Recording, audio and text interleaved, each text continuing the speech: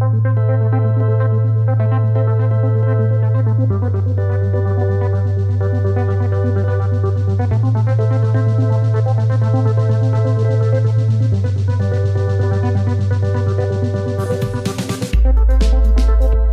to the Wharton Fintech Podcast. I'm your host, Sabrina Fathi, and today we have a guest who has been at the forefront of fintech innovation, Marshall Hayner, the co-founder and CEO of Metallicus.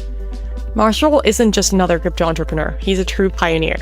From building the first Bitcoin wallet integrated with Facebook, to playing a key role in the early days of Dogecoin and Stellar, he's been shaping the blockchain industry from the very start.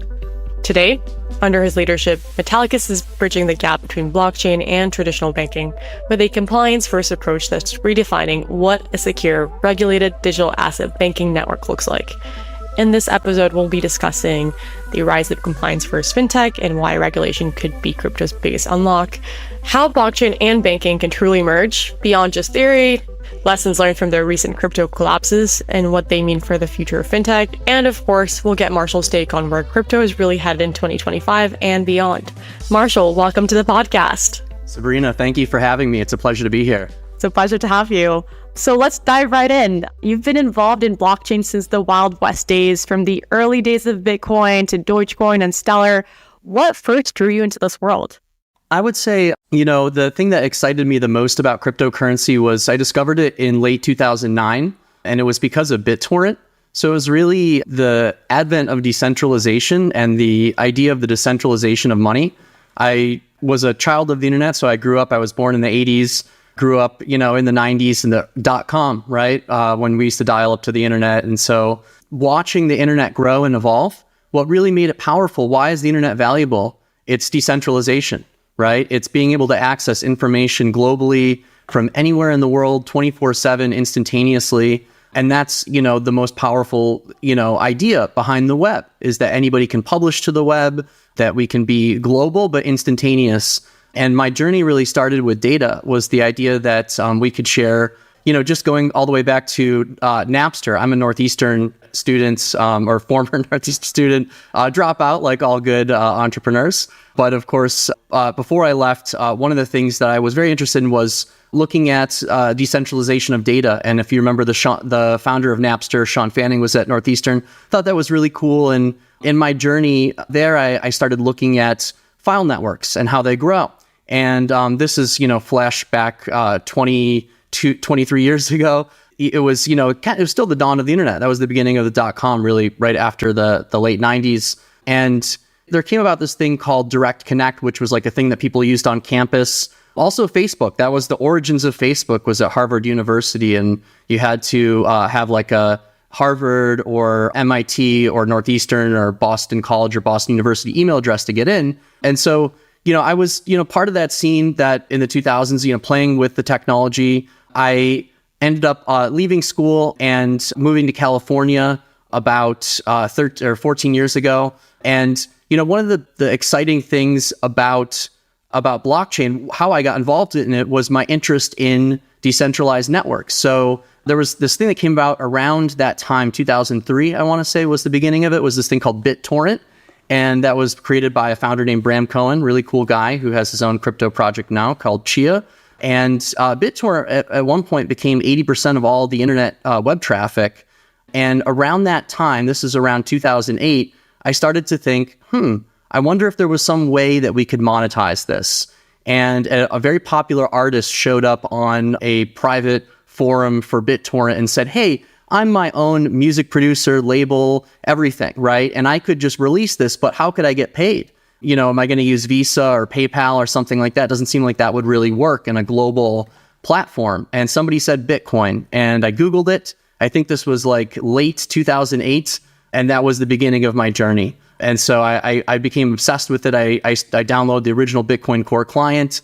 I mined on my 2008 MacBook Pro when I lived in Boston up until I melted the motherboard, and I brought it to the Apple store, and they said, what are you doing? I said, mining some Bitcoin. And they're like, I don't think you should be doing that with this computer. That was the beginning of my journey, really, was falling in love with the internet as a kid, in college, discovering decentralized file networks and thinking, this is interesting. I'm kind of skipping over a lot. I was very interested in cryptography growing up and was part of the cypherpunks mailing list and all that stuff. And so following all the cryptography discussions, and that ultimately led into decentralized file networks and to Bitcoin. And when I first discovered it didn't make any sense to me. I, played with it for weeks. Like, how would a bank connect to this? How would PayPal connect to this? Thinking like in traditional merchant services, payment processing, and I couldn't see any link to it. And then the idea that it was a magic bean, as the early Bitcoiners called it, magic internet money, that exploded like an idea in my mind. How could blockchain transform the way that money works? And if 80% of all web traffic at that time was BitTorrents, could that become the future of money? Could 80% of all financial flows be blockchains and decentralized ledgers? And I do believe that to be true. After moving to California in 2011, I started going to some early Bitcoin meetups. I realized this is what I want to do, but I just didn't know where to start. And I began that work in 2012, forming how I would start my first Bitcoin startup, and that formed in 2013. It was called QuickCoin. It was an early crypto startup and just an easy way to get Bitcoin with your Facebook account. Wow, very cool. You've been there since the very early days. I think the Bitcoin white paper didn't come out till 2008. So you're on the forefront of this, which is very cool to hear. And you mentioned a little bit earlier, Facebook and Bitcoin. So you actually built one of the first Bitcoin wallets on Facebook, which is a pretty bold move. What was that experience like? And what did it teach you about integrating crypto with everyday platforms as well? So at the time, the Facebook graph was not, the social graph, it was not really restricted like it is today. So if you flash back like 15 years ago, it was still pretty early for Facebook, like Facebook apps and things like that. Farmville and these things exploded on Facebook, right? Because they leveraged the users and the activity of Facebook to grow their own platforms. And so, being an early Bitcoin guy myself and being a tech guy my whole life, when I started to play with Bitcoin, I remember telling friends, hey, you should just own one Bitcoin. It'll cost you $5 right now, right? Like, you could totally get one and I'll sell one to you or whatever. And people are like, that's crazy. And the people that listened to me, a lot of them lost the Bitcoin or couldn't figure out how to use the wallet, bricked their wallet, lost their private keys. And so I when I had discovered it a few years prior, I thought, I really want to be involved in this. I want to build something, but I just don't know what that is. So for the first few years, I really just kind of hung out and lingered and hung out in the early Bitcoin chat rooms on Internet Relay Chat, IRC. That's something I think most people probably don't even know about anymore. It's not really used, but that was where we used to hang out in the early days on FNet. So, lurking there, going to early Bitcoin meetups and trying to set up people's wallets, I became that guy who, you have a Bitcoin question? Call Marshall. And I was in San Francisco at the time, and a lot of people would reach out to me for help, how to use Bitcoin, because there really was not a lot of information about it. And so I realized this is an opportunity to build a product, right? Everybody I know is on Facebook at the time, and people are using wall posts, Facebook Messenger, things like that. Why don't we leverage a social network? Because I always saw blockchain also as a social currency, right? Because if you use the US dollar, that's just what we use. That's, what you pay your taxes with. It's what you go to any merchant with. That's what they accept. Bitcoin was at least in the early days, was a philosophical idea that we would separate money and state. And so that's how it started. And a lot of the early Bitcoin ethos was down with the banks. We're going to just do away with the banks with Bitcoin. And I think I was one of the few people that thought that's not going to happen. Banking is the oldest industry. It is the original business. If anything, banks will just evolve, like Blockbuster Video, ultimately evolved into Netflix. Not the same company, but the vision of streaming entertainment, right? And so for Bitcoin, I thought, let's just make it so easy that somebody could click a button. They shouldn't have to remember their private keys. They shouldn't have to see any of this stuff. It's sort of like asking the average person, on the road, can you take apart your car and put it back together? Probably not, right? Most people are not mechanics. So you shouldn't have to be an engineer to use Bitcoin. And so it was a really exciting time. We launched QuickCoin. It was actually beginning of early 2014. I want to say like February or March. And I would just go around. I'd wall post Bitcoin to friends. We started, going to more events and showing it off. And I think a few months after we launched it, it was an explosion. I woke up one morning and my phone had all these messages on it. My whole Facebook wall was all QuickCoin posts, people, giving each other Bitcoin, because at the time there was no easy way to use it. So getting onto Facebook and using it on Facebook, people were just getting it. They were just getting a wall post and getting some Bitcoin. And that exposed a lot of people to Bitcoin. That product got about 1 million users in a month and was an incredible experience. And I just, that journey really, I guess you could say, launched my career in crypto and my interest in trying to make it accessible. I knew that the technology was the future, but maybe we don't transact in Bitcoin. Maybe it's more of the blockchain, which is ultimately what we've realized as a space, that it's the technology. It's not necessarily one particular digital asset. I'm sure people would want to spar with me on that and, whatever, but that's the reality. That's what I believe. And, flash forward all these years, you're going to see the same types of those innovative early technologies, but now using stable coins and using things that we are more familiar with. That's not to say, Bitcoin or Dogecoin or XPR or Ethereum or some of these other assets are not valuable in their own right, but most people are going to ultimately end up using blockchain in the future without even really knowing they're using it. And I know a lot of people say that, but I think I might have been the first person to say that. Yeah, 100%. I mean, crypto isn't the most user-friendly even today, but back in those days, it definitely was not user-friendly, and it was very tough for people to understand what was the thing. So after your first crypto projects in 2012, a couple of years later, you founded Metallicus. What was the aha moment for you that led you to found Metallicus? Was there a gap in the market that you were specifically trying to fill during this time?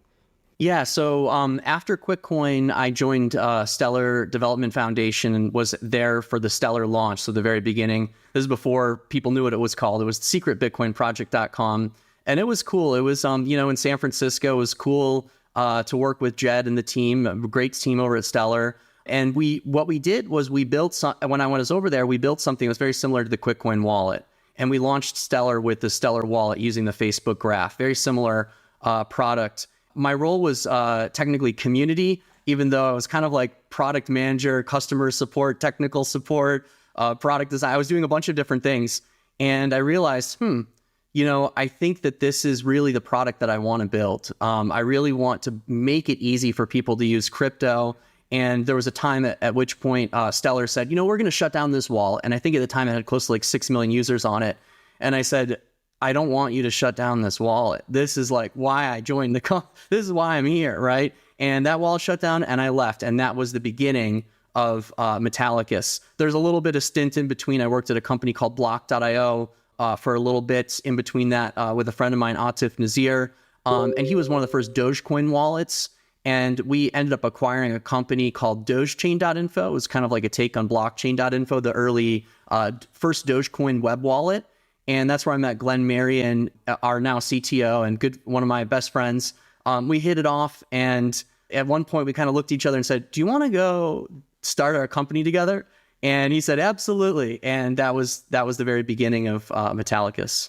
Wow. I did not realize you were also pretty early with Dogecoin. We're going to speak a bit more about your Dogecoin involvement in just a bit, but very interesting and very cool. So going back to Metallicus, unlike some other crypto companies, you decided to prioritize a compliance-first approach when starting Metallicus. What motivated you to prioritize regulation from the very early start? Yeah, so, one of the things is that it's very difficult in the world of blockchain digital assets around the banking and payment sector. Now, that's been an evolving thing since I came in, but, the ethos, like I said, in 2009 and 2010 was, people saying down with the banks, this will replace the banks. And I thought, am I crazy? That's not right. That's why is everyone saying that? Because that's never going to happen. If you look at, it's like when I use the analogy of Blockbuster video rentals. As a kid, I used to go there. It was a great time. You could run around the store, pick out some movies. And now in the future, we, turn on our TV and we pick out some movies virtually, right? And so that evolution, it's like, as an analogy, it would be like saying, well, now that we have Netflix, we don't need the entertainment industry, right? No, you do. You do, because the backbone, everything in the financial system is relying on the banking industry, right? And all the way to the central banks and the IMF, you have a global network of banks, right? And so to say that you do away with the financial system would be crazy. That's not going to happen. But what will happen is that the financial system will evolve technologically, we'll have more transparency, we'll have faster settlement, and we'll have an alternative to state-sponsored dollars, right? So you'll have, like we used to have gold, but now we have what they call digital gold, right? Bitcoin, and everything that came after that, Dogecoin, Ethereum, things like XPR, metal blockchain, that's where all of this is going. And so to say that banks would go away, I don't think it's really an accurate representation. What ultimately is happening is that banks are adapting, financial institutions are adapting, and blockchain is really this, I like to compare it to AI because it's a revolutionary technology that you can see the massive potential for how it's going to change the world. And I can talk a bit on those points of how big blockchain is going to change the world and already has. Similar with AI, right? How is it changing how universities teach, right? How, I'm sure there's a conundrum right now with papers, academic papers and AI and stuff like that. So blockchain poses a similar questions to lending, the lending system, how banks work, capital reserve ratios. And I'm kind of going in a long circle here, but my point to make is that they can coexist and that the early community did not feel that way. And then you have new people that come in that won't even say the word Bitcoin. They'll only say decentralized ledger, and they live firmly in the world of banking, but they dip a toe in the blockchain or DLT world. I realized, from my journey, from the very beginning of QuickCoin and watching crypto companies struggle, that, if you did the compliance right, that would be the first step to meeting in the middle and shaking hands with the bank. Why are all these companies laughed out of the room when they come and say, hey, I'd like to partner with your bank or Visa, to do blockchain related stuff? They were laughed out of the room because they didn't have the compliance, the anti-money laundering standards, what's known as the BSA Bank Secrecy Act. That doesn't apply in a permissionless network unless you built a platform around it that leverages that technology. So one of the first things I did when I started Metallicus was I went into Visa and I hired a bunch of ex-Visa executives around the compliance and on payment side. And they really helped. They really helped me informing my early compliance strategy. I set it as our motto: always act in good faith with full transparency and accountability. And that's used to have that in the wall in San Francisco when we used to have an office there. It really has been the keystone to what we've been building. And in the beginning, we started in 2016.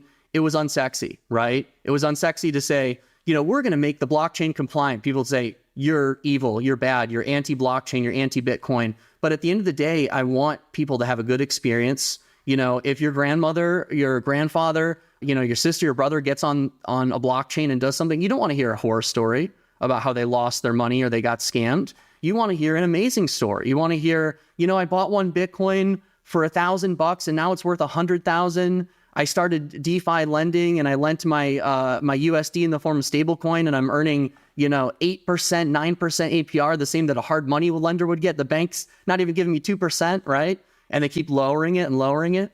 And so, how do these technologies, how are they ultimately going to integrate with banks and financial institutions? Compliance. And also ease of use and security. You have to have the kind of the trifecta. And all of these things have to, like my car analogy, they have to operate under the hood, and you have to be able to not look at them and for everything to operate smoothly in order for this to be successful. Just like a car, right? If every time you got in your car, the check engine light would come on, you probably wouldn't drive it too much. You'd think like, oh, I have to get my car. No, God, I can't deal with that right now, right? And that was what Bitcoin and cryptocurrency was like, 15 years ago, 13 years ago. In the early first couple of years, it was very hard to use. And even myself would have problems with wallets and things. And it was really through those personal experiences that I learned the compliance isn't necessarily a bad thing. It's a good thing. And how could we further improve the blockchain to leverage this technology where it makes our lives easier? Think about how your social security number is a string of digits that once it's out there, anybody can have it, right? Imagine giving your password to everybody that you interacted with and said, if you want me to send an email, I'll send an email. Here's my email password. Log in and make sure I send it, but don't send any emails, right? That's what the social security system looks like today with your social security number. It really should be more like Bitcoin, right? With a public and private key. Hey, my name is @Sabrina. And if you want to check my credit score, you can send me a request and I'll cryptographically sign it with a private key, but I don't give out that private information, right? And that's the same thing as card payment networks, right? The Visa you go back to the origins of Visa and the Sears card, the original charge card, they used to have carbon copy paper. And on your card, you might wonder why the numbers are raised. Most of the cards are getting rid of this, but the numbers are raised so you could put a piece of carbon copy paper over it and copy the full 16-digit card number, right? And all the information. And so that idea is going away. That idea is going away for things like blockchain and DLT, and cryptography in general is solving a lot of these problems.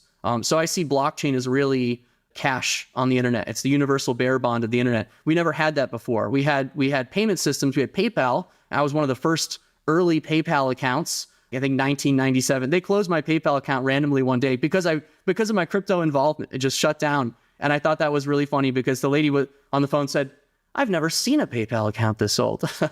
And yeah, it's funny. I've had a lot of experiences like that. But doubling down on the compliance was what helped us build our business. When MetalPay launched in 2018, we're one of the few companies with a banking relationship, with payment partner relationships.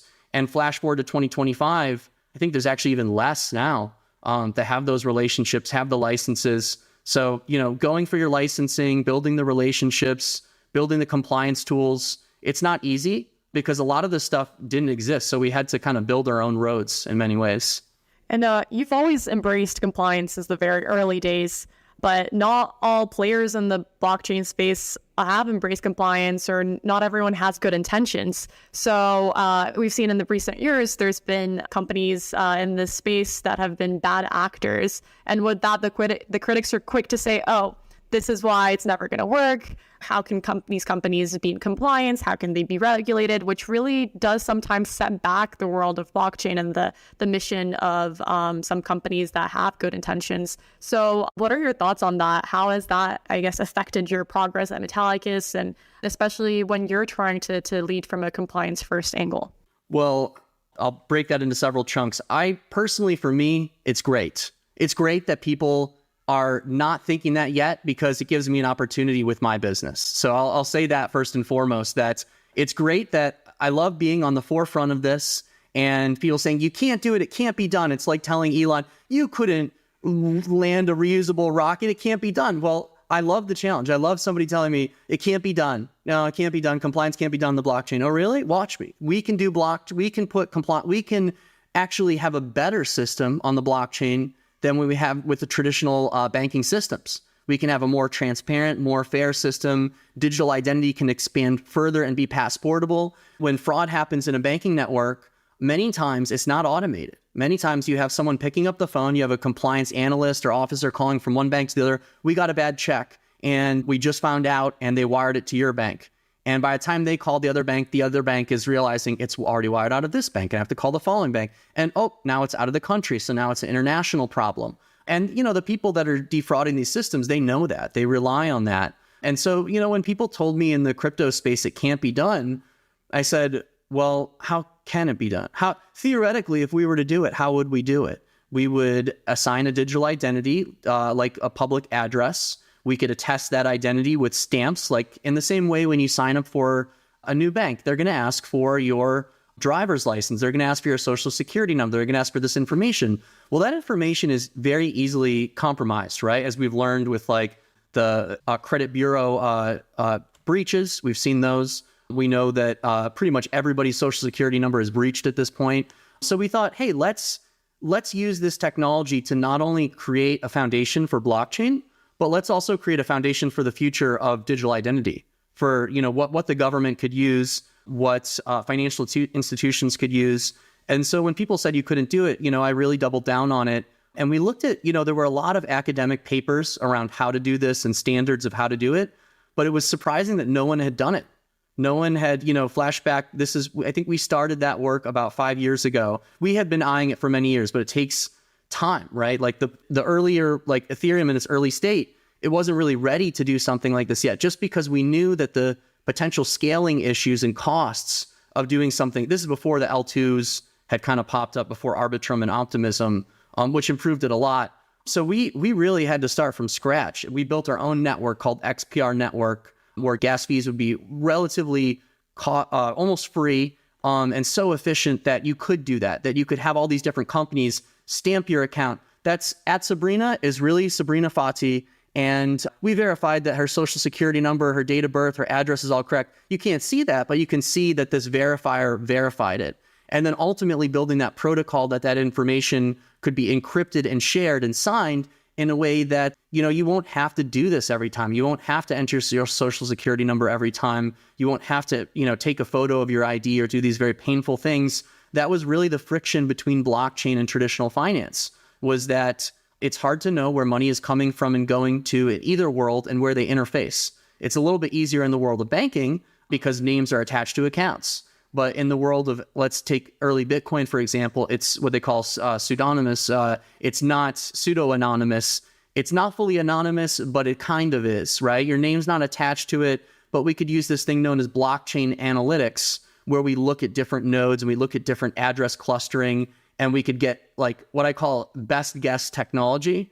And I realized if we're going to reach BSA standards and the banks and the blockchains are going to merge, which is going to happen, that's happening, then what we're going to need is we're going to need to comply with BSA, and we're going to need to be able to go even further. We're going to need to be able to secure people's data better than it's ever been secured before. And I would argue over the next 5 years, technology increases exponentially and the threat actors increase exponentially.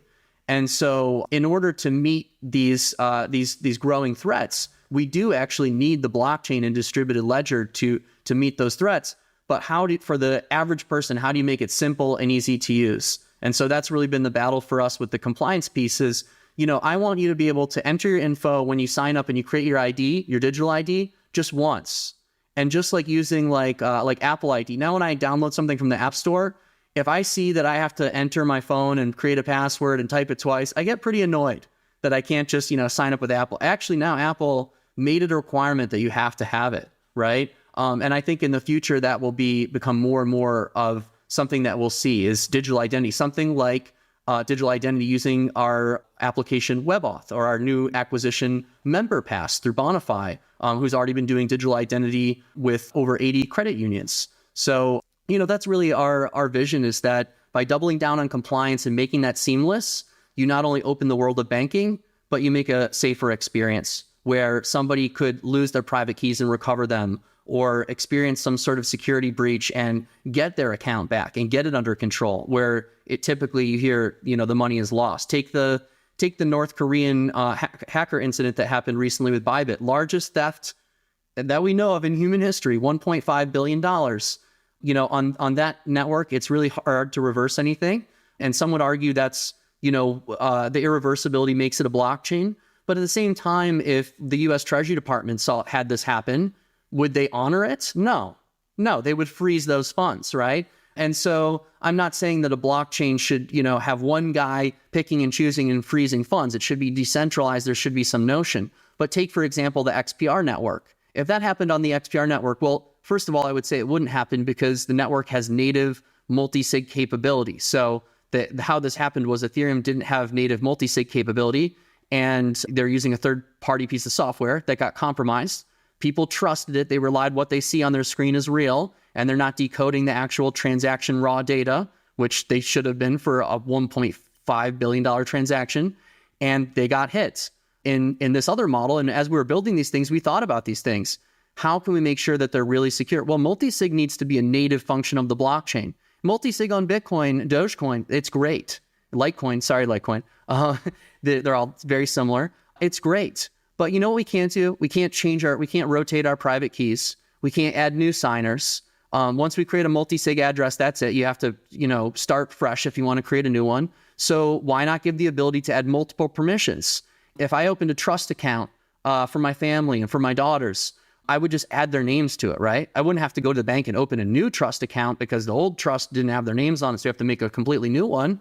And so blockchain, why can't we do that? And so these are things that we thought about as we built out the network. And then take, for example, the case of, an arbiter, right? In the XPR network in Bitcoin, and I'm not saying there's anything wrong with this, it's just a different way of doing things, an older way of doing things. You have the pseudonymous network. So you have miners, Bitcoin miners from all over the world. They can kind of control the blockchain in the sense that the longest chain wins. So the miners and the nodes basically sync their information, and you have the miners every block getting their new block rewards. And if they come out of sync, the way that in Bitcoin that we reconcile it is we always go with the longest chain. So longest chain of transactions. And luckily we have not had really many hard forks in Bitcoin. I think we've had 2, I want to say. And so, other networks hard fork every couple of weeks. That's crazy. But in the XPR network, you have this notion of what we call a consortium. So the block producers, the miners in this case that are mining the coins, they are known as validators in this network because they're not using proof of work, they're using proof of stake. And then they, almost like a government, elect other miners, or we call block producers, into a consortium where they cycle in and out and they act in service to the blockchain. And so in the case of like a $1.5 billion hack or something like that, the consortium would rally together and say, freeze that address, right? It's not just one guy doing it. It's block producers from all over the world that are, being elected and serving a term in a decentralized manner.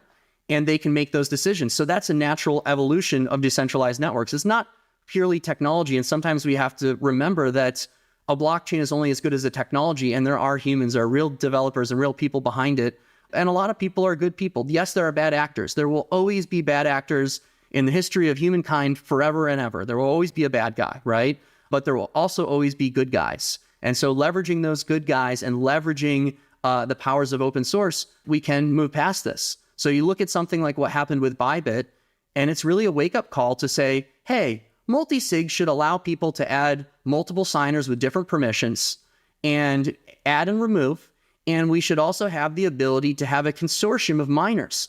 And the Bitcoin people would hate that I would say this right now, but if I went and I looked at the hashing chart of Bitcoin, is more than 51%, compounding into mining pools that might be in the same country or might have the same ownership? And I would say yes. And so how do we distribute that more? There has been a fear of proof of stake because people would say, well, it's not truly decentralized, or it's will allow one person to take over. And after so many years of operating proof of stake networks, we've moved beyond that people will still argue that, but we're learning as we go. And it's just like, I like to use the AI analogy because same thing, we're learning as we go. And you look at like quantum computing, it was only recently that Google technically invented a new state of matter. That's incredible to reach the level of qubits that they've reached, right? So in the same way in blockchain, and we're watching that in blockchain, of course, we know, when quantum computing could reach an area that we could have collisions and things like that, and we're watching it, and we're evolving those technologies to meet those demands. But yeah, we need to keep an open mind. And in the world of blockchain, I always tell people to keep learning and focus on new things, because when you narrow your track and you say only Bitcoin or only XYZ asset, you put on blinders and you stop focusing on the technology, and it becomes more of an ideological cult, in my opinion. And so I've always been not a Bitcoin maximalist. I love Bitcoin. I'm an early Bitcoin guy. I'm an early Dogecoin guy. I'm a huge Dogecoin guy. I was there at the very beginning. But I would never say that one thing beats everything. The strength, in the same way that blockchain empowers us by decentralizing our network of money, the network of assets also creates a free and fair market for competition and ideas. 100%. And as you mentioned, all the things that you're building to make sure that not only is what you're building compliant, but also safe and secure. It makes me think of something I always think about is where there's money to be made or financial gain to be made, there's going to be bad actors. And we see in traditional finance all the time, these banks struggling with this every day. And blockchain, just like banks, are also struggling with this. And each of these parties is also building safer and secure ways to perform in the markets. So very cool. But I guess one thing that some critics might say on the blockchain side is that when you're embracing compliance, you're also slowing down innovation. What do you say to that? How can you strike the balance of being compliant while at the same time still pushing the boundaries of innovation? I think that's a cop-out. At this point, when people say that, is my digital identity getting in the way of you writing code? No, can't be. Can't possibly be. Because it's optional. It's not there, and if a blockchain did require it, and I would argue that I've said this before, if it's not open source, it's not a blockchain. It's a database, it's a distributed ledger, it's something like that. And there are, quote, air quotes, blockchains that go around there saying I'm a blockchain, but their GitHub is not open. Their repository is not open. Well, I'm sorry, that's a database. We're living in the world of blockchains, not databases, although we work with many databases. We interface centralized and decentralized systems, right? And so when people say, it's getting in the way, compliance is getting in the way, it's an opportunity. It's an opportunity to build that technology. We need to build that technology. I want to keep my grandfather, my sister, my daughters safe when they use the blockchain. I don't want them to lose money. I don't want them to fall prey to scams. If your bank account got hacked, are you worried about not getting the money back? No. You're insured by the FDIC up to $250,000. If the bank collapses, the bank itself will protect you from these things. So why should our crypto companies and platforms not protect us? And furthermore, why should those companies not be working on and building blockchains and smart contracts and systems that not only protect us, but make our experience incredible, right? You look at companies over the past few years that have done incredible work. I like to look at Apple and Tesla. I'm a big fan of these companies.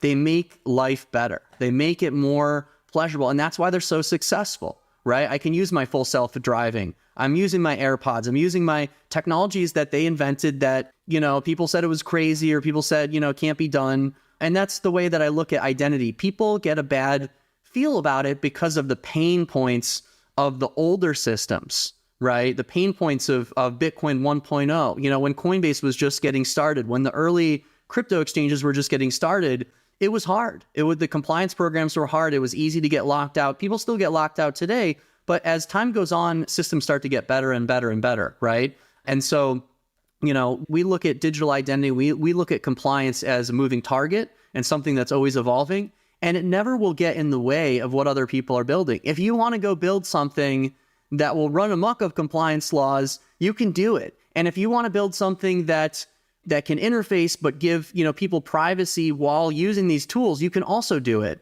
And I think that intellectually it's great when you look at something like Zcash. It's great to have zero knowledge proofs and have this technology. How can we leverage it in the ways that will make the customer's life better? Right? And the user's life better and people's lives better. And I do believe that blockchain, it's a very powerful sword. On one side, you have all the good it can do, and one side, you have all the harm it can do. And that's the same way with any great groundbreaking technology. And it's the same with money today, if you think about it. Money today, even with the traditional banking system, can be used and is used, unfortunately, in bad ways. But wouldn't it be better if in the future, when something bad happens, we can press a button and every single network knows about it simultaneously? Every bank in the world knows, versus, finding out days, months later, running a seminar or program on it. They have to train all your executives and, you've missed all this time. And guess what? The bad guys, they're moving 10 steps ahead while they're running those seminars, while they're trying to implement those systems. So we need to really embrace the blockchain and embrace decentralized networks and put this technology on there. The one thing I'll say that, that could stifle it is heavy-handed regulation, right? And I think that that's what most people are getting at, is saying, oh, this person wants some sort of regulation that would force my company to do this by law, right? And I have been fighting against heavy-handed regulation for quite some time now. I authored a bill in 2020 called the Cryptocurrency Act 2020. I think it was a great bill. It was only 3 pages long, as most bills should be, when most of them are. You look at the ones that are coming in now, that they're discussing now, they're 80 pages, 90 pages. And guess what? They have a lot of irrelevant stuff added, what they call in DC pork, that people will throw in, lobbyists, politicians will throw in last minute. When I submitted my bill to Congress in 2020, which was a really cool experience, I got to ride under the Capitol building in the special train with a Secret Service badge and hand the bill to a member of, an agent in Congress who stamped it and brought it in. It was a really cool experience.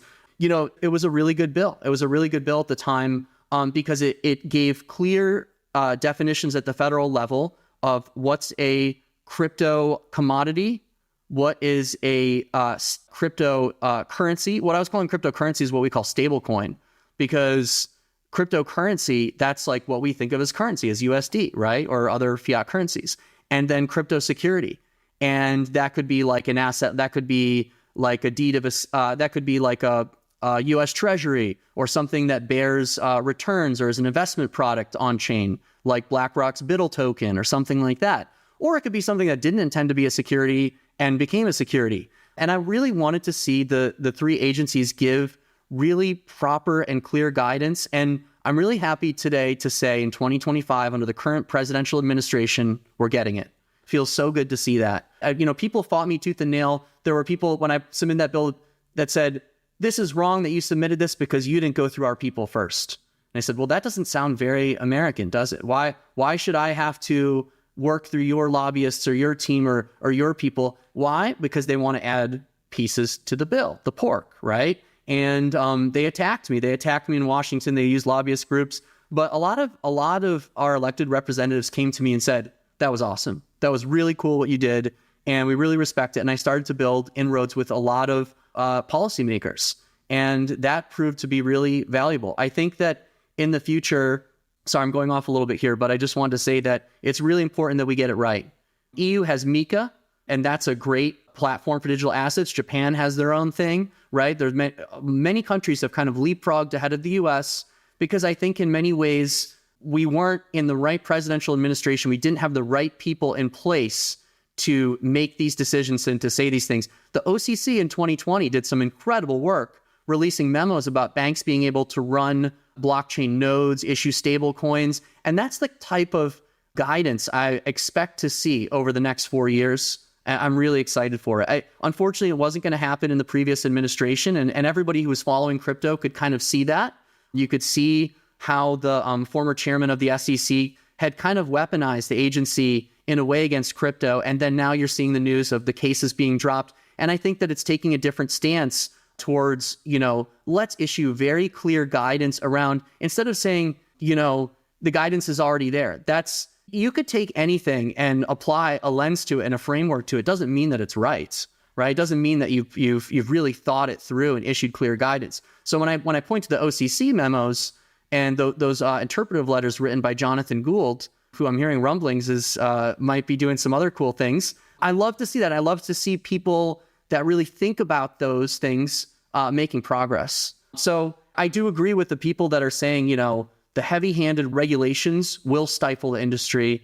And I do agree with that. And I think that we need to stand up. And right before the election, whether you are a Donald Trump fan or not, I put out a post and said basically that, whether you're a fan or whether you're not, if you're in the cryptocurrency space, you have to understand that there is a very Boolean vote right now, 1 or 0, yes or no.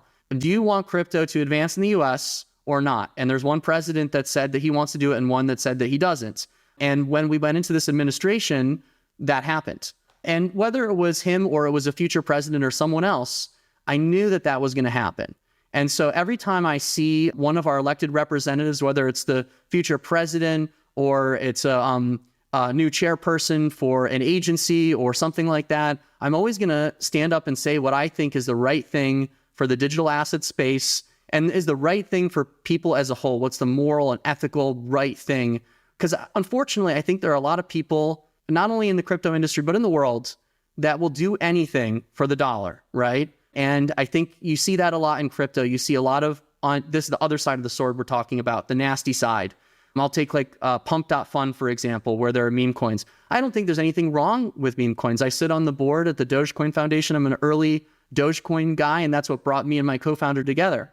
But every good crypto project should ultimately evolve into something and not just be some random asset. In that case, I think it is truly worthless if it doesn't have some not only community but technology and community together. So I do think that some of those things will go away. I think as the regulations come out, it will improve. And for the people that said the compliance stifles the innovation, it only stifles the innovation when you have a heavy-handed regulator or policy that does not allow for it.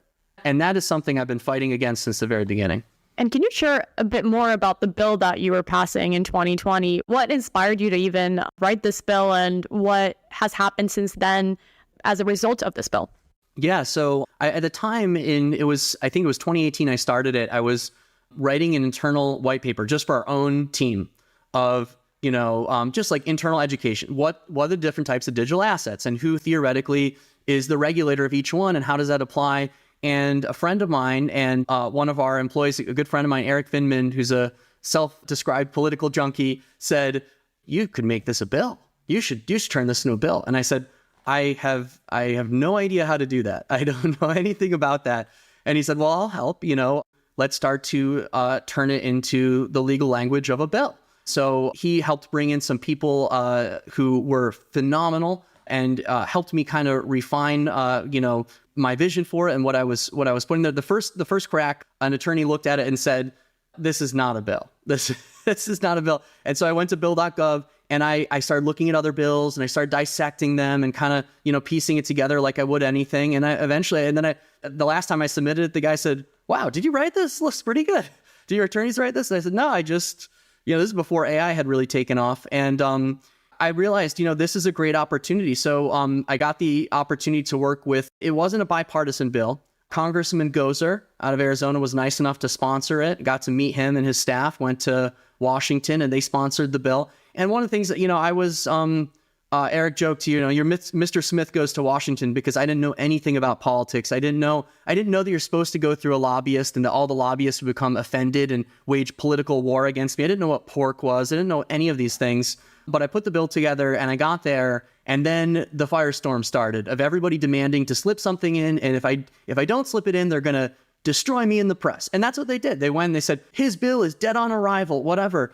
And, it's funny because when you look at the sources, it's like, oh, the sources are all lobbyists. The sources are all, and the reason people were upset is because I went in with no lobbyist and did not consult with any of them and put out something that looked awesome. And it was egg on their face. And it was, you're telling me we've donated all these money to these lobbyists and this guy without a lobbyist comes in and does it by himself and it looks pretty good. The only thing that I didn't have was the bipartisan support. So I think that, and when I put it out, it was right as COVID was happening. So a lot of bills didn't make it through because everybody stopped working and went home. So it was just kind of, a fluke, but it was a great experience for me. And I'm working on something else. I plan to hopefully, let's see if it'll see the light of day and we'll get out there. I hope it will. But I think that a lot of the existing stablecoin bills, they're trying to focus on stablecoins right now. And what you're going to see is a lot of, 80, 90, 100 plus page bills that could be reduced to, 4 to 5 pages, right? Like a handful of pages to really get it right. And then we could build from there. Will that happen? I'm not a political expert, so I don't know, but that's what I'm shooting for. And that's what I'd like to see. And I feel like the stars have aligned, so to speak, in that sense, because now the topic is at the forefront. A lot of the bad players, the SBFs and so forth, have kind of been washed out. It was very tough for me to listen to people like Sam and those people saying these things when they didn't mean them.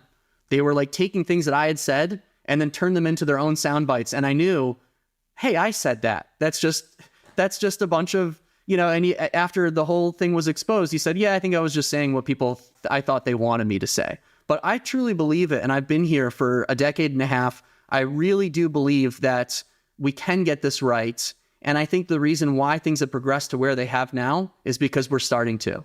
Right? And you have digital identity on XPR. You have the early formations of digital identity on Ethereum and the L2s. And where will it go in the future? I think it's going to be so easy to do everything. To make a crypto trade, to earn some sort of yield over like stable coins, to borrow and lend stable coins and DeFi. All this stuff over the past few years was something that only experts or people in the industry could really use.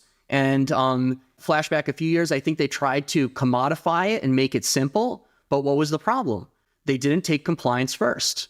And also the foundations that they were building on was like building your house on sand, right? Like they had no foundations to work with. So you need the technology, you need the blockchain, you need the smart contracts, you need the standards, and you need them operational, not just as an academic white paper, but you need them something you can use today. So if you go over to like metalx.com, you can try the digital identity today. And our idea is in the future that with our member pass product, that we're going to make digital identity not only passportable between different fintech apps and dApps, but between credit unions and banks, right? And so in the future, the ability, if I want to send a wire, why should I have to type out your accounting number, your routing number, your bank's address, phone number, the memo ID, all this stuff? It's very tough. And then you get charged, I think like $60 to send the wire, right? In the future, I'm just going to type at Sabrina Fathi, a picture of your face is going to pop up. It's going to do a check mark. It's going to say your bank, all of your information is going to pre-populate it for me. And then it's going to ping you on the phone and you're going to cryptographically sign something and it's going to show on my end, cryptographically signed, biometrically signed by Sabrina. And it's all going to take 5 seconds. And it's going to not be $60, it's going to be free. And we're going to be able to do it at Saturday night at 1 a.m. If we want to send a transaction when the bank is shut down, you could send it at any time. I use 1 a.m., but I'm just trying to say like the banks will become 24/7 and the networks will become interoperable. And when we used to pay our CTO, my co-founder in Belgium, it was difficult, right? It was difficult to get a wire to Belgium. To this day, we still use crypto to make a lot of those payments because, why would I want to wait a few days and have things get hung up versus I can make that payment right now, right?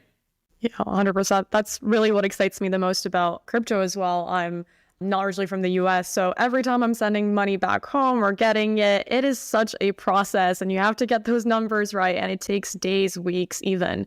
So that's really what drew me to crypto in the first place, is how could we make this process easier and not so tedious, which is exciting to see.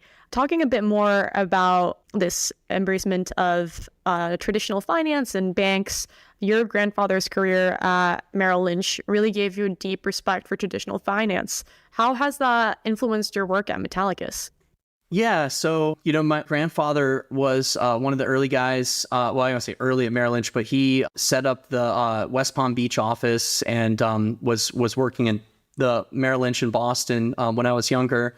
And, I always looked at him as kind of like the grandfather that taught me about money, and I always talked to him about stocks. Every time we'd go to visit him, he lives in Florida, and, we'd go down there and I'd go, be a family trip to Disneyland, seeing the grandparents and all that. And I would just want to sit in my grandfather's office while he smokes a cigar and talk about stocks, even from from when I was, in my teens and younger, because he's, I love my grandfather, but he knows so much about all this stuff, and he really turned me on to markets. And before I was into cryptocurrency, I was fascinated with that. I was fascinated with markets and how the securities markets work and how, basically how the world works in terms of trade. I think it's super interesting.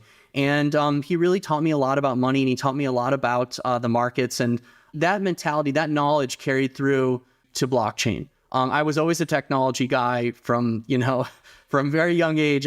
My parents didn't think I'd get on the internet. I got a phone cord from a friend's house, and one day they came home, they're like, he's on the internet? How do you get on the internet, right?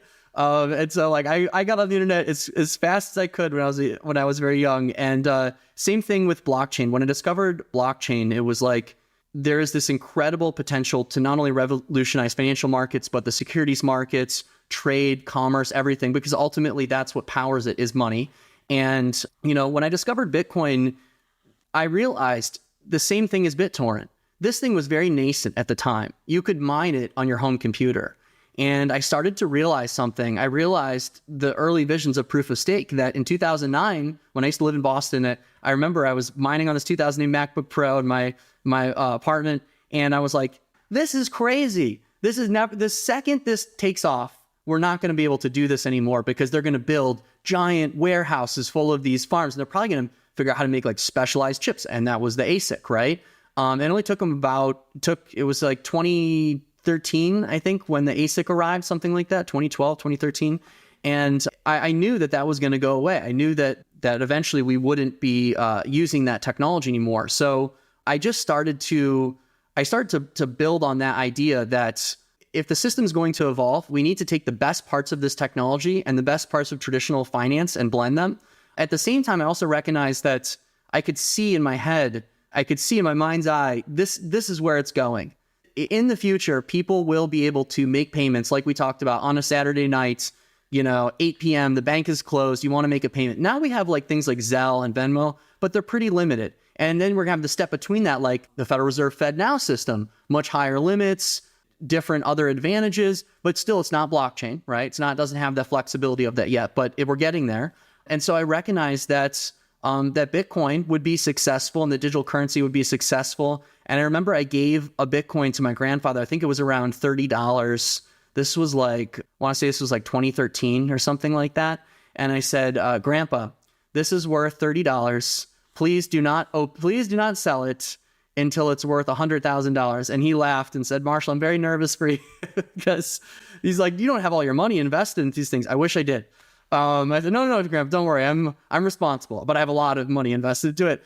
And sure enough, it all did come true. I think not in the ways that maybe Satoshi originally intended, that we'd be buying a cup of coffee with Satoshis, with sats, with BTC. Bitcoin ultimately didn't become a spending currency, it became a saving currency, in my opinion. Some people would argue and debate and say, oh, well, Lightning or L2s. No, I think Bitcoin's a saving currency. And I think stable coins are a spending currency. Dogecoin's a spending currency, right?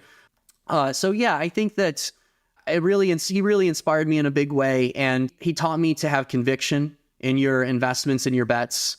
And he never used leverage his whole life, never used leverage or any trades. He was a conviction when he would trade. I believe this company is going to be successful for the next 10 years because X, Y, Z. And so same thing with Bitcoin. I said, I believe it's going to be successful because the monetary system is relatively broken in the way that we're using it today. Social security system, with the way that we handle onboarding with social security numbers and things like that, it's broken. Fraud is going to reach all-time highs because as a technologist, I could see as this technology gets better, if we don't harden it, we don't make it better, it's going to be fraud city. And what happened to Zelle? What has happened to Zelle? If you just go onto Google News and type Zelle trouble, Zelle fraud, Zelle problem, you're going to find 100 articles about how people have used it to cause problems. I'm not saying that Zelle isn't a good service, but I'm saying that we could do better and we could create better, more secure systems. And so in the world of blockchain, we're constantly thinking about that. And it was funny because when Bitcoin hit 100,000, it was actually the day my second daughter was born, December 4th, talk about a sign or whatever. But he called me and said, you did it. Felt pretty cool. Did he ever save that $30 Bitcoin from way back when it hit 100,000? Not only did he save it, but he's got a bunch now. And wow. So at first it was kind of a gradual thing because, a lot of he's a great guy that, with a huge heart, but he's a skeptic, right? He's a skeptic. And that's what I think has made him good in the world of Wall Street. And when he was at Merrill Lynch, he was a skeptic, but he was a conviction bet guy. But he had an open mind, but he was a skeptic. And so when I first started telling him about the first few years, he said, I don't think this is going to work. It's too complicated. His thing was, it's too complicated. He's like, if you have to show everyone how to use it, it's never going to work, but sounds cool. And I said, no, Graham, I'm going to make it easy to use. I'm literally going to do that. I'm going to do what you just said. And he said, well, that sounds pretty good, And over the years, he said, hey, I just turned on, MSNBC and saw Bitcoin on the ticker next to the stocks. Can I get some more Bitcoin? Do you think now's a good time to buy? Right? Ask me questions and things like that.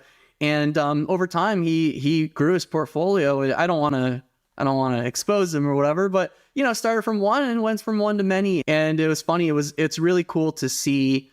I remember when I first moved to California. I think it was this. I moved in 2011. It was like 2012 or 2013. I got a ride from a cab driver from the SF airport back to my house. I lived in Pacifica at the time, and I said to the cab driver, hey man, I'm going to give you a weird proposition that you probably never gotten before, but I will pay you for this cab ride, which is $60 in Bitcoin, or I'll give you a $30 tip on top.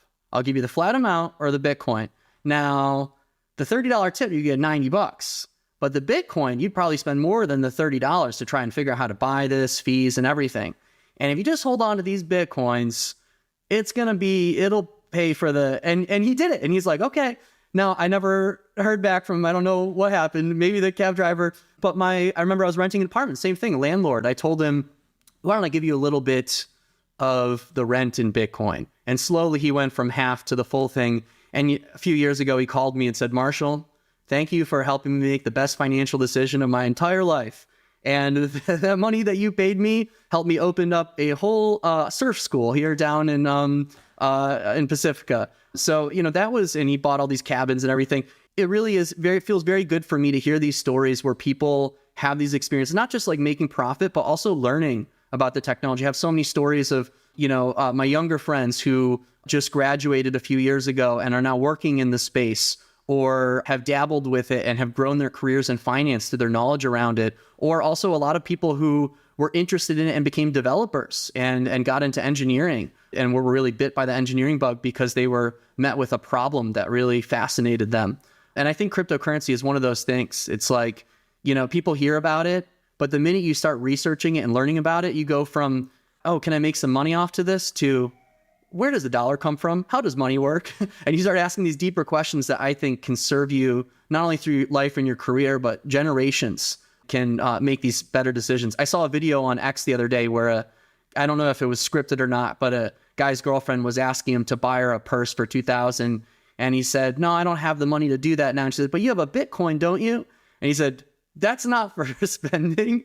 And I thought, this guy's onto something. He said, I don't have the $2,000 to buy the purse, so why would I take out the debt? And I sure as heck am not going to spend this Bitcoin, right?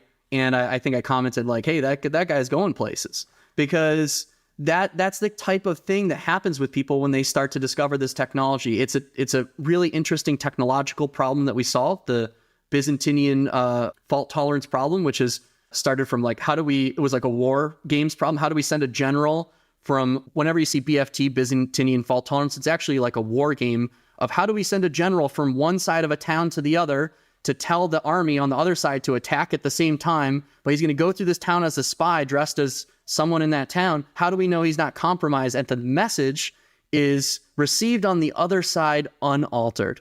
And that's what Bitcoin is, and that's what blockchain is. And so that problem being solved has opened the door to a million other problems, everything from zero knowledge proofs to digital identity to interfacing with banks. So sorry, I went off on a tangent, but I mean that from, being interested in the stock market as a young kid, it really started as just sort of like looking up to your grandfather and being like, what's he doing? I want to do that too. That looks cool. That looks fun. But I knew that world wasn't for me. I've always been a tech guy. So it was always the technology that fascinated me. And when I married these two worlds, that's when things really got exciting. Wow, very cool. Yeah, it seems like that curiosity led you to being interested in stocks. And then from there, when Bitcoin came out, what is cryptography? What is this new form of digital currency, or just what could it do? So very cool to see that. Well, one thing I'll add real quick, one of the craziest things was I was already like a cryptography guy. I was so into it. I was on the mailing list. Some people recognize this name 2600. It was an alt zine back in the 90s for hackers. That's like, I was into this stuff. And so when I discovered Bitcoin, I saw names that were in those forums, that were in those early day, they called news groups. And I was like, oh my God, like that, like it's a whole decade from 1999 to 2009. These are the same guys that I was reading about in high school. Like I read the book Cryptonomicon, was like, that kind of started part of my journey. I just wanted to say that like, it wasn't like I just discovered it. It was like, I rediscovered it. It was like, hey, these guys have been working on this and they had been working on it for decades before I arrived. Like I discovered it when I was a teenager, the cryptography. And when I discovered Bitcoin, it was like, it's like you see something that's so interesting being used in a way that will change our lives. It's like a light bulb goes off and you go, okay, I'm in, right? The meme where the guy sits forward. Sorry, I just wanted to say that I seeing the people that I had seen 10 years earlier got me even more excited because it was something that I was already, passionate about. Yeah, it's kind of like you came full circle once you discovered Bitcoin and these guys that were involved in cryptography. So going back to something that you had mentioned, so you mentioned that your grandfather had told you that he was a bit cautious about Bitcoin because it was really hard to use. And you said, no, I'm actually going to make it easier to use this and just blockchain in general, which is something that you're doing today with Metallicus. You have a whole product suite of different products that serve different purposes. Could you tell us a little bit more about what different products you have, and specifically any exciting products that you're excited to be launching or to be developing further? Yeah, absolutely. Yeah, so we've built what we call the Metal platform, Metal ecosystem, and it's a network of blockchains and applications that's sort of like Google, if you will. It's like our version of G Suite, but for crypto. And so we have our flagship app we call Metal Pay, which is basically like a simple, easy to use app that's live in 48 states in the US. Hopefully we'll get New York and those last two states this year. And it's also live in Australia, New Zealand. We're adding more countries. It's just a simple app you can download in the App Store, Play Store to buy crypto. You can link your credit or debit card and you can buy some crypto with it. From there, we have a non-custodial wallet we call WebAuth Wallet. That's our wallet product.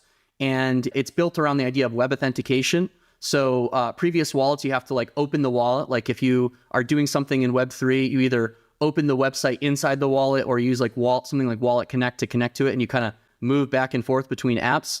We don't think that's the right way to go. We think that you should be using the existing cryptography on the device. Every phone actually has what they call a secure element, which is the equivalent of a crypto hardware wallet in it.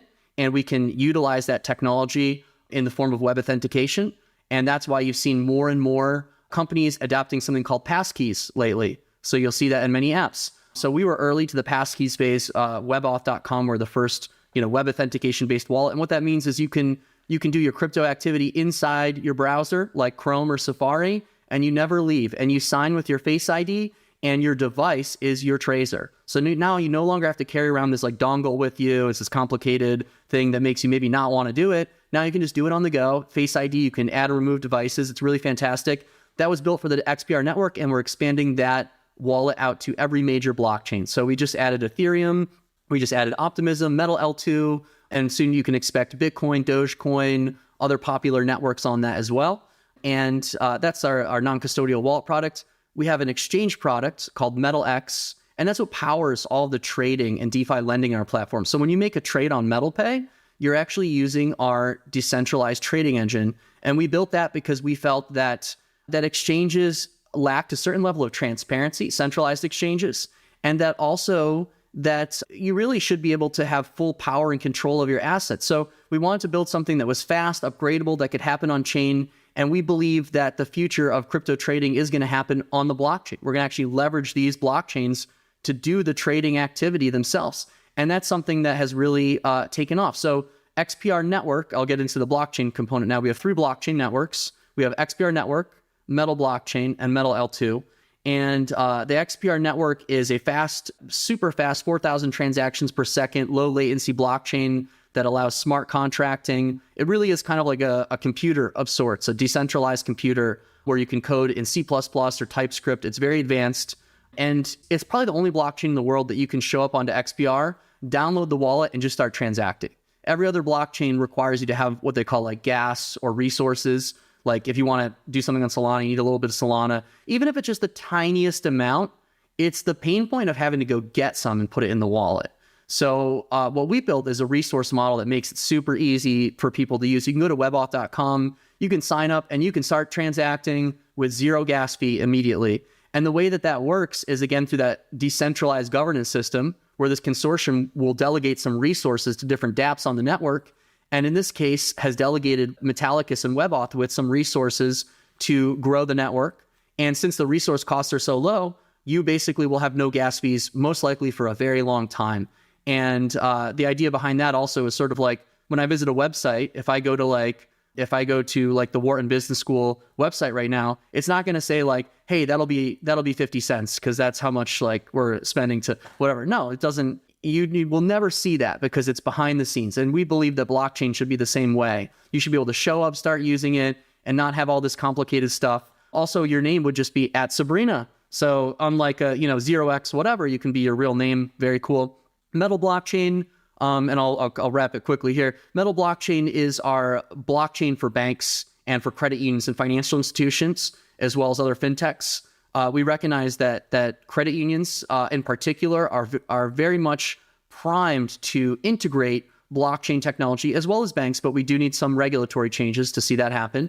And we built this blockchain so banks can create their own private ledgers that can talk to each other, that they can run the nodes and validator sets and meet their compliance requirements and the things that they need to meet for their credit union or bank while being connected to the greater ecosystem. So in the past, when we said, hey, we're going to bring banks online with DLT or like Hyperledger, that's nothing new. Banks can already talk to each other. But the important part was being able to talk to the public networks. So Metal blockchain allows credit unions and banks and fintechs to essentially launch their own white label blockchains that can conform to their compliance standards or specific needs while talking to each other and talking to the mainnet. And very soon, XPR Network is going to make its migration to become part of that as one of those core subnets. So we can kind of have like a town hall or town square, if you will, amongst credit unions and banks for them to have like a shared blockchain amongst their own. And last one I'll mention is Metal L2. It's similar to Coinbase Base. It's our scaling network for Ethereum.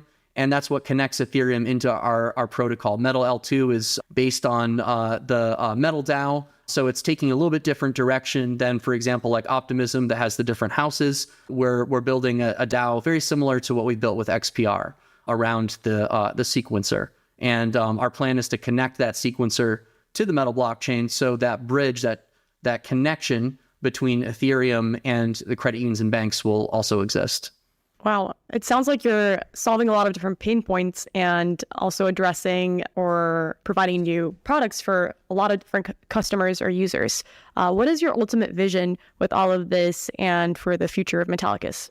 Yeah, absolutely. And I left out a bunch of stuff just because I know we're short on time, but there's a lending protocol, digital identity, a bunch of other stuff too. So my vision for it is really to build the safe, compliant, full stack platform.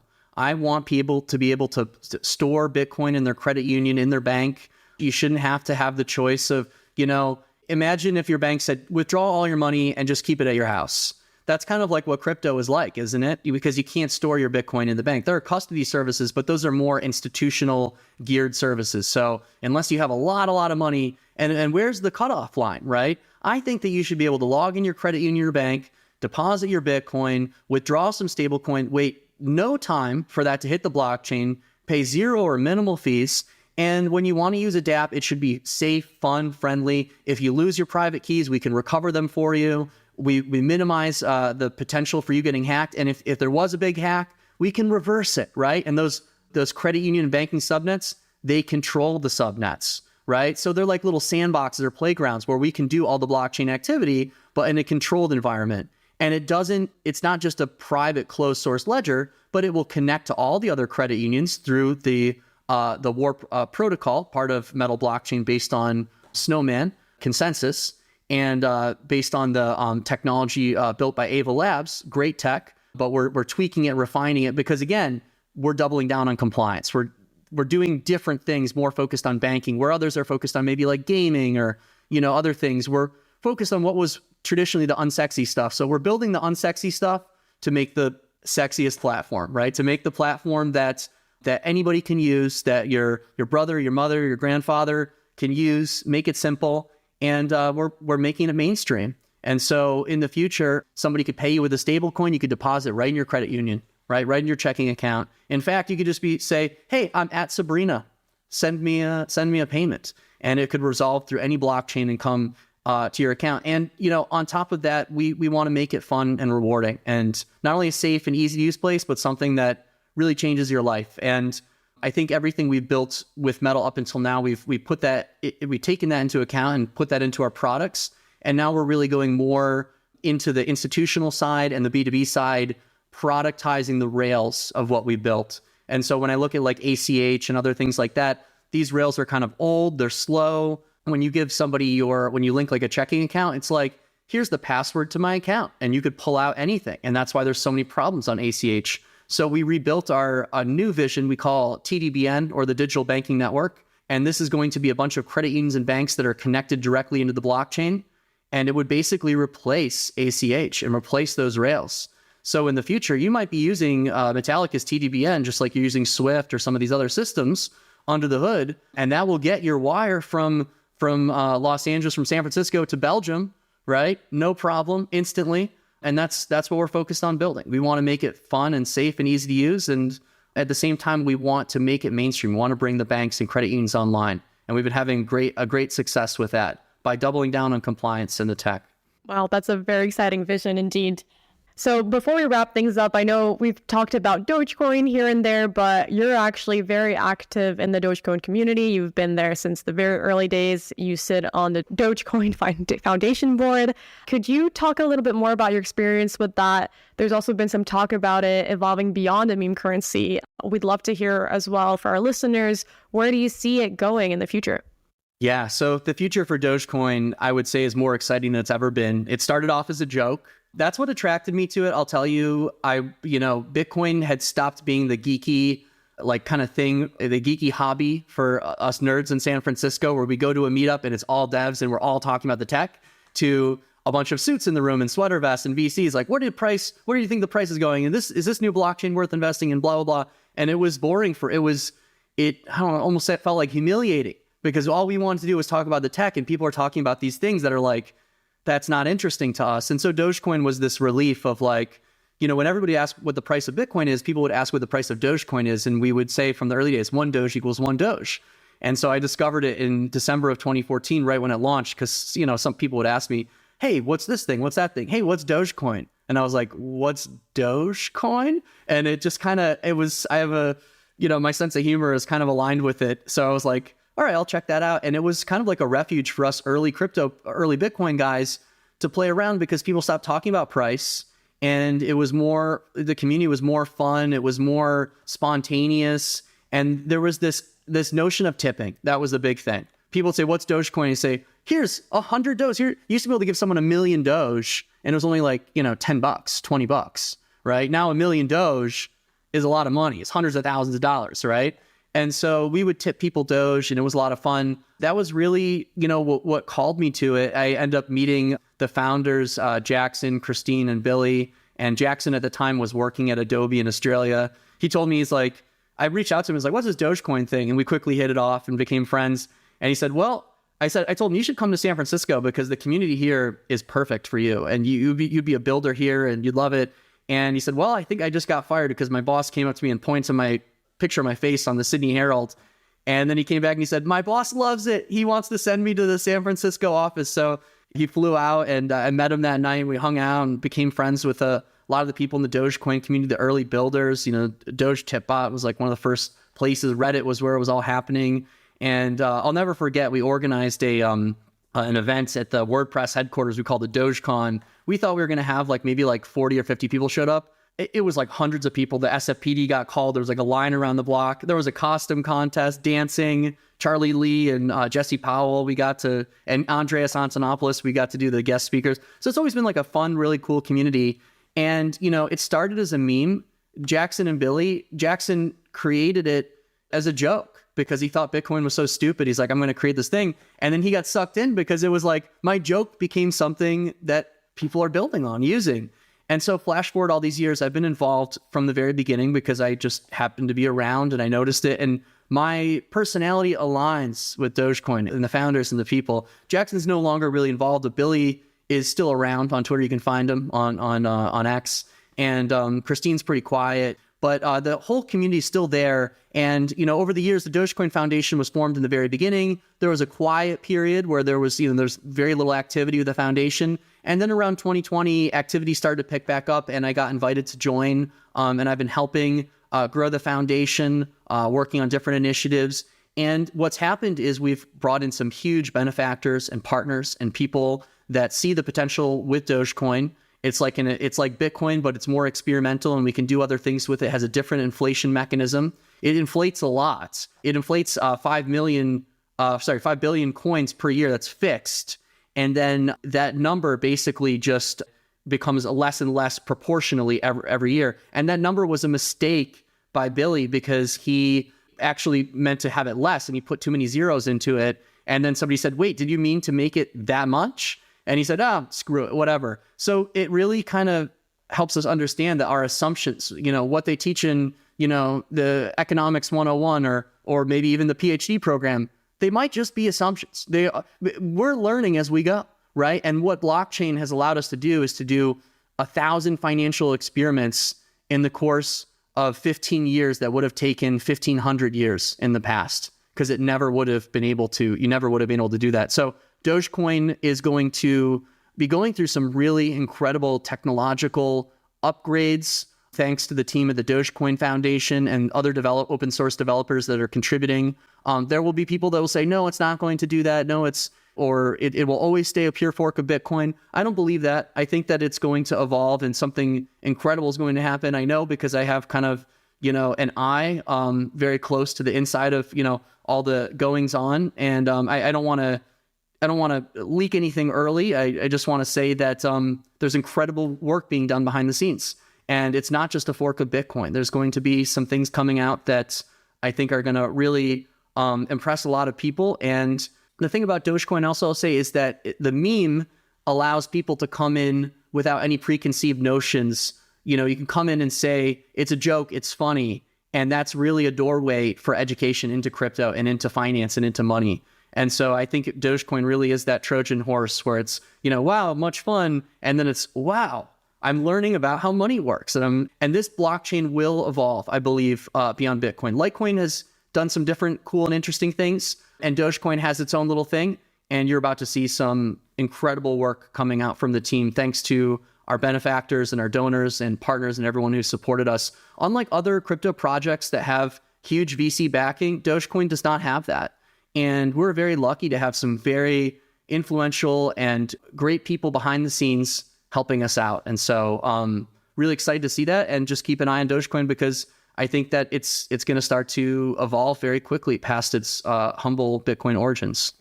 Sounds like there's a lot of interesting and cool things happening in the world of blockchain. So definitely a space to be watching for the next couple of years. And before we wrap up, we have our Blitz round, which is a rapid fire round of questions. Let me know whenever you're ready, Marshall. Let's do it. All right. So what is a book or a resource that has shaped your thinking about fintech and blockchain? Oh, Digital Gold is a good one. That's definitely a good one. There's a book called Age of Crypto. I'm going to go back to some older books to start at the beginning. So Age of Cryptocurrency, that is a fantastic book. It talks, I make a little cameo in the book. It's all the early Bitcoin and crypto founders and their journey from Coinbase to Gemini to Eric Voorhees, myself, and others, how we got started, what's the ethos. And that is a great book just to read about the culture and to understand that, where we came from and how we've evolved. And then I would say, beyond that, there's so many great resources, but I think that, one of the best places you can be, and I'll just give a little plug to X, the crypto community is very active on X, formerly known as Twitter. You should be following all the going-ons there, because there's a good way to kind of, pull all that information in. Also, if you have the MetalPay app, you're automatically subscribed to the newsletter.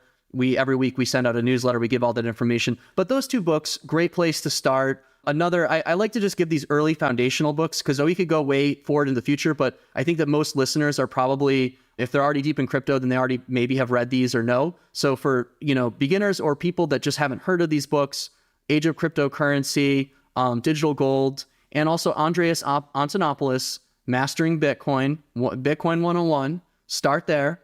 That's gonna give you the tech and cultural foundations for everything. And I could go on and give you a list of 100 books, but just start with those three. Awesome. Well, I'll definitely be noting those down. I don't think I've been exposed to them yet. So thanks for the recommendations as well. What is one underrated skill that's crucial for success in crypto? Oh man, there are so many. I would say, maybe I could give more than one, but let's just say, first and foremost, you really need to tighten your security. You really need to think about how all of your, if you're entering the space, one skill to have that will serve you, not only in crypto, but in life and in general, is to learn about security, to tighten up all your devices, to tighten up all of your accounts. When we looked at this recent hack, it probably could have been avoided if there was tighter security internally. So learn about security, learn about these things. I think that is a skill that's, and maybe I'm just bringing that up because of that incident that happened, but learn about security. It's very important. And everything that crypto is built on is hedged upon security. That's what it is. It's a security product. It's a guarantee of an unalterable ledger that can't be changed, right? And I would also say, learn to code. Even if you don't become a coder, just take the intro classes. Just, cut your teeth a little bit. Learn a little, make a hello world application on the blockchain. Learn Solidity 101 for Ethereum, right? Or learn some TypeScript 101. Just simply taking this intro class is going to expand your knowledge. And when you read that book, read the Andreas Antonopoulos Mastering Bitcoin. It might be a little dated, but it's, when you're a freshman in undergrad in college, what do you read? They give you the dated book, right? So I think that's, you're starting at the very beginning, read that book, also take intro coding class. And then I would say one of the most important things also is learning the culture of crypto and becoming a part of the community. So I know I said one, but here's three. And that last one, the third one, is get involved. Go onto X, go into the Telegram room, go onto the Reddit subreddit, and read everything you can and become engaged. And download the wallet, put some coins in it. Even if you're not doing something with it, send a penny around, transact with it. If you can, the XPR is probably the only blockchain you can do that with, but send us some payments around without paying too many gas fees. Use it. Use the technology. Those three things, if you learn about security, you take the intro, kind of like coding classes, also the books I mentioned, read those books. And that third one, the culture, is very important. Learn about the different blockchains, the culture, just immerse yourself, get on those forums, become active. And through doing that, you're going to learn so much more than any class is going to teach you. I do think the classes are good. I think that there are a lot of different accreditations, blockchain certifications, but you're going to go from 0 to 1 so much faster by jumping into the deep end of the pool and immersing yourself. And that's what I recommend to everyone. Those three things. And the overarch of that is just always keep learning. Sorry, that wasn't rapid fire. No worries. Those were really good recommendations and actually help answer one of the questions I had for you, which was, what advice would you give to someone who wants to succeed in crypto? So that does that. Another quick question for you is, if you weren't in the industry or job you're in today, what other job or industry would you be in? Probably AI, because I think AI is so interesting. If you asked me a few years ago, I wouldn't have said that because it's not where it is today. But now if you said, what would you be doing today other than crypto? It's hard for me to imagine because I really I've said this in the past, I've dedicated my life's work to the blockchain, to making this a reality and to empowering people through decentralization. So I don't see myself going anywhere anytime soon. But if I did, I'd probably go to AI because I think it's similar to, my skill set of networks and computer science. My expertise is not neural networks or anything like that. But if I were to look at something that I think is fascinating and is going to change the world, I'd probably be there. Awesome. And who is a leader, past or present, whose approach to innovation and leadership you admire? That's a great question. There's so many people in the space, but I'm going to give a shout out to Eric Voorhees, kind of like a friend and mentor, investor to me. He was one of the early crypto people. He has stuck to his ideals and his principles all the way through. He's never changed. He's always said the same things. And he really was one of the people that turned me on to becoming an entrepreneur in the space. He was the first person to sell his business for Bitcoin. And it was a gambling site called Satoshi Dice, where people could, roll the dice for Bitcoin. And I think he sold that for $10 million. The price was around $60 a Bitcoin. That was so inspiring for me because I knew at that time when I saw that, that's going to be the epic play, right? For him as an entrepreneur, but also just his writings and his thoughts. And, I really respect people that stick to their ideals and may be attacked for them, but are unwavering and are very good at debating them and saying them. So shout out to Eric, one of the earliest crypto pioneers, first person to sell a company for crypto. And he runs the Shapeshift platform, which has been around for a decade now, I want to say. Great guy. There are a lot of people out there. I just want to give him a shout out because I think that if our people are watching, they're going to research this person. And if we want to read someone very great intellectual writings and speeches, check him out. Definitely will do. Thank you, Marshall. Those have been great answers. And overall, we've learned just so much about crypto, Bitcoin, what's happening in the space with regulation and innovation. So thank you so much for sharing your thoughts with us. Yeah, it's my pleasure, Sabrina. And thanks for having me. Thank you. And to our listeners, thank you for tuning into the Wharton Fintech Podcast. If you've enjoyed this episode, please be sure to subscribe and follow us for more conversations on the future fintech, of crypto, and more. Until next time, thank you.